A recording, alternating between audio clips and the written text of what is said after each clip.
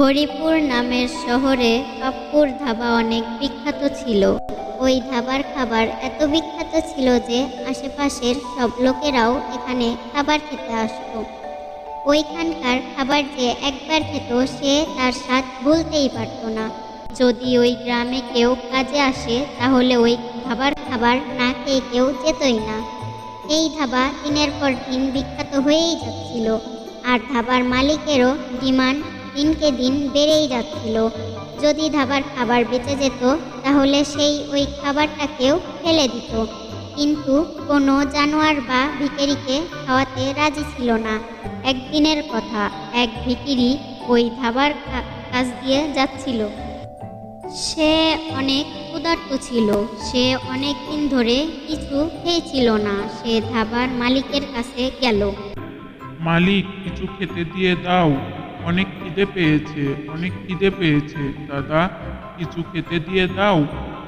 আরে যা যা আগে যা, আরে যা যা আগে যা, কিচ্ছু পাবি না। কিছু দিয়ে দাও খেতে, অনেক দিন ধরে কিচ্ছু খাইনি, আমার অনেক খিদে পেয়েছে দাদা। সকাল সকাল জানি না কোথা থেকে চলে আসে, মুখের সামনে পুরো দিনটাই খারাপ করে দিল। রামু, ওই রামু, একে বাইরে তো বের কর।